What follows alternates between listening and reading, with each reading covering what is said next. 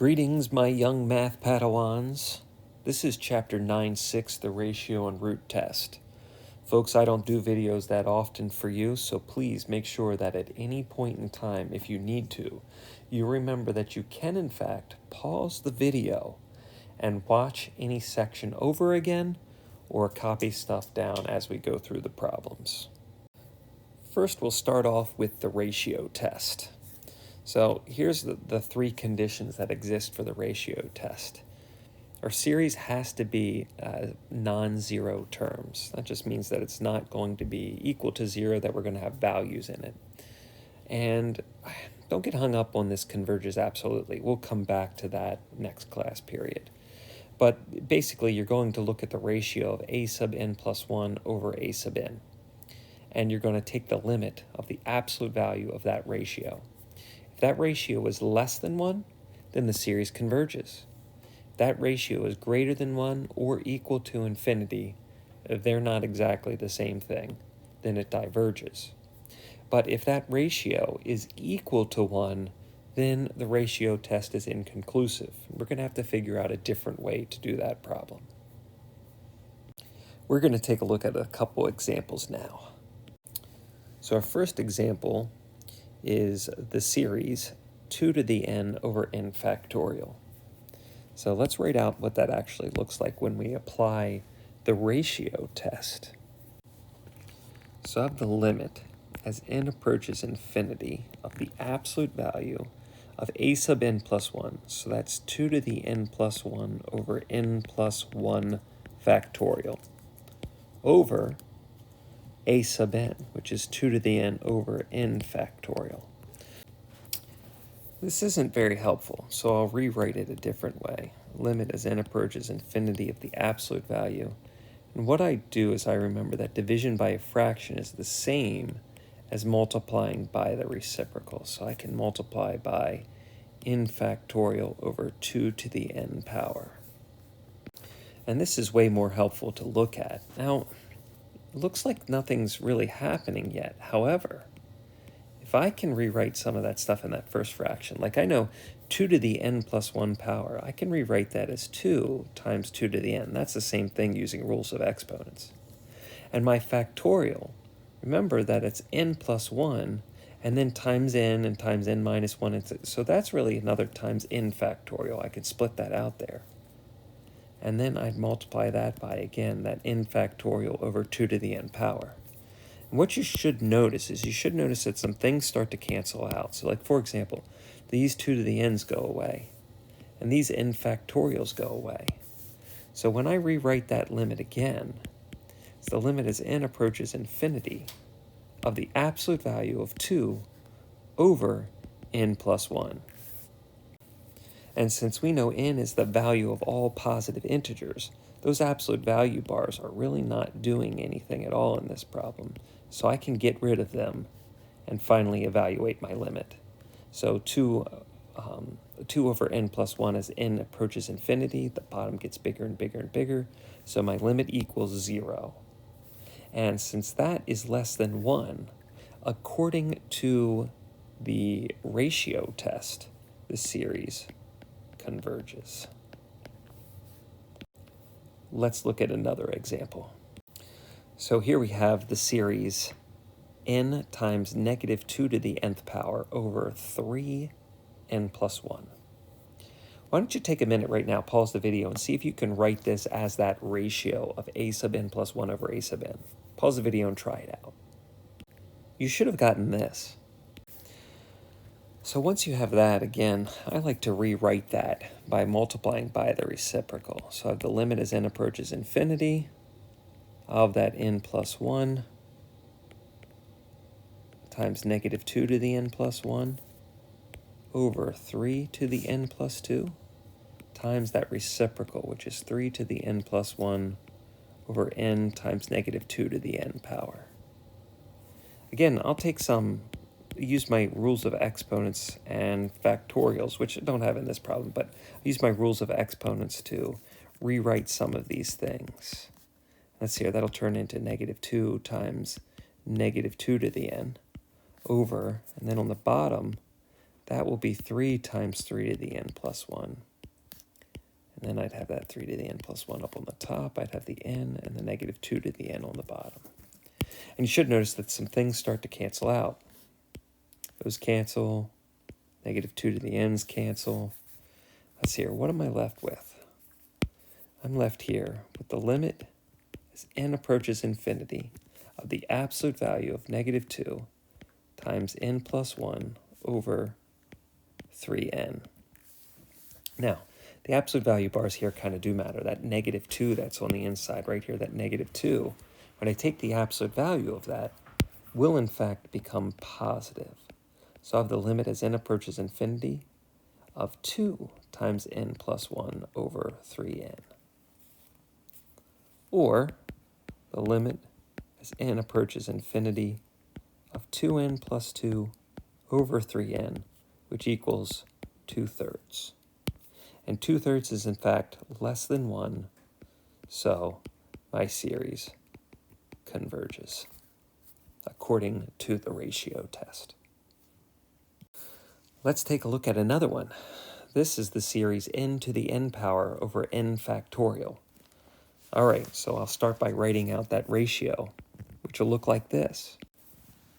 And when I rewrite this, then I'll rewrite this as multiplying by the reciprocal. So I have the limit as n approaches infinity.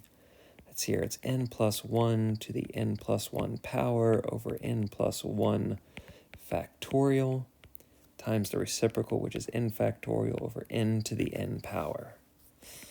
Okay, not really much that I can do to rewrite this guy. I mean, I don't know. Is rewriting the top as n plus 1 times n plus 1 to the nth power helpful? I'm not sure. Let's see what I end up with. I'll rewrite that as the denominator is n plus 1 times n factorial, of course. And then I'll have n factorial and n to the nth power. Well, that was unexpected. Those n plus 1's cancel. The n factorials cancel.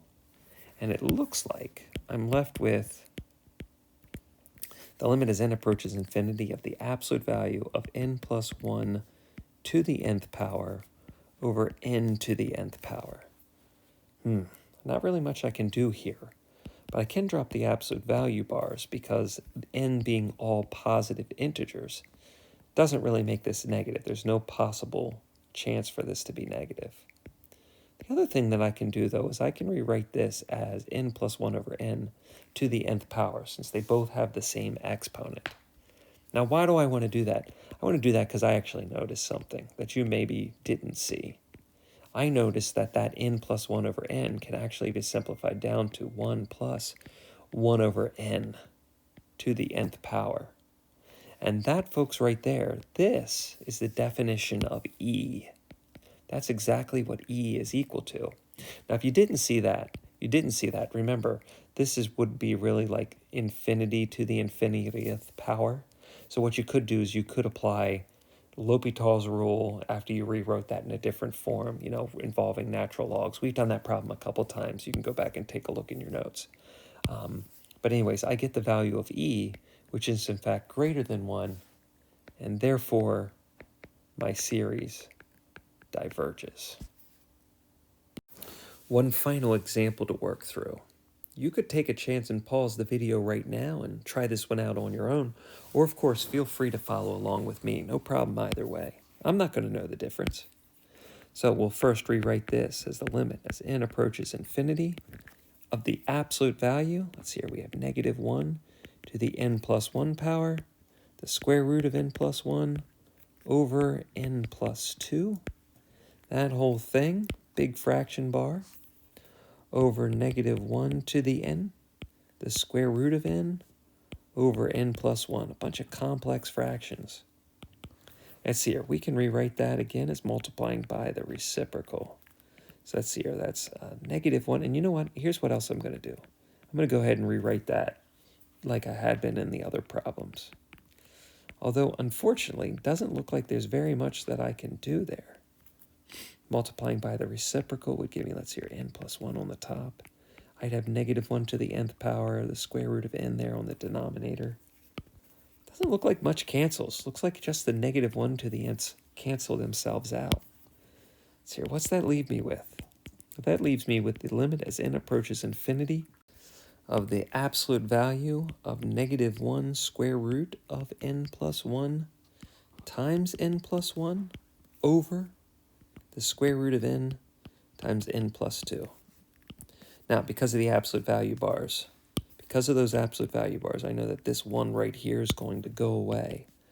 So I'll turn it into the limit as n approaches infinity of, well, the square root of n plus 1 times n plus 1 over the square root of n times n plus 2. Ah, that's gross. But if I apply the limit separately, which I can do, I can rewrite this, let's hear, as the square root of n plus 1 over n. And I can multiply that by n plus 1 over n plus 2. If I apply the limit separately to each one of those things, I end up with the square root of 1 times 1, which does in fact equal 1. And therefore, the ratio test is inconclusive. I can't tell anything about this. The ratio test doesn't tell me what happens to this actual series. So I'm going to have to do something different in order to figure this one out. Maybe the alternating series test, if I can use that. Maybe a comparison series, but I definitely have to use something different that's not the ratio test. Okay, whew, that was tough. Another interesting test that may be helpful is the root test. And for the root test, we're going to take the nth root of the series. Okay, that's kind of weird. When in the world would this come up? Well, this test is a pretty niche one, and I'll show you here with an example problem coming up. But the idea also applies as it did with our ratio test. The root test, if my the nth root of the absolute value of this series, of the sequence is less than 1, then it converges. If it's greater than 1 or infinity, it diverges. And if it's equal to 1, again, the root test is going to be inconclusive. And again, remember what I said. This is pretty specific, the type of series that you're going to want to use. You're going to basically see something to the nth power, like you do in this problem. Here we have the series of n plus 1 over 2n plus 1 to the nth power. And we, of course, are going to use the root test for this problem. So we'll look at the limit as n approaches infinity of the nth root of the absolute value of n plus 1 over 2n plus 1 to the nth power. Now, real quickly, I'm going to think about what I have inside those absolute value bars. And I'm going to say, is there any possibility that that could ever be negative? And there's not, because n is positive integers. I know that the smallest value for n is going to be 1, and everything's going to be positive underneath of that. So I can simply rewrite this as the nth root of n plus 1 over 2n plus 1 to the nth power. And of course, in this case, the nth root and the nth power will cancel each other out, and I will simply be left with the limit as n approaches infinity of n plus 1 over 2n plus 1, which in fact equals 1/2. 1/2 is less than 1, therefore, this series converges. Let's look at another one. This is the series e to the negative 3n power. Okay, so real quickly, we're going to rewrite this as the limit as n approaches infinity of the nth root of the absolute value of e to the negative 3n power. Real quickly, I'll say, okay, the smallest value for n here is going to be 0. Negative 3 times 0 gives me 0, and e to the 0 is 1, so that's never going to be negative. So forget about the absolute value bars. They're not necessary in this problem. But it's still important that I took a minute to think about that. I thought about whether I was going to get any negative values underneath that radical. All right, so we have the limit as n approaches infinity. The nth root of negative 3 to the n. Let me just rewrite that just ever so slightly. So that's the same as e to the negative 3rd power to the nth power. And now that nth root and that nth power will cancel each other out. And I'm basically looking at the limit as n approaches infinity of e to the negative 3rd power. which in fact is e to the negative third power. There's no variable there. Or 1 over e to the third. 1 over e to the third is less than 1. Therefore, this series converges. The root test is very specific when you use it. And you know what, to be honest with you, the ratio test as well, you're looking for things that are going to cancel out easily. You'll get some practice with it here with these homework problems. So please try out those homework problems. If you have any questions, I'll be happy to help you when I see you next time. All right, folks, good luck. Talk soon.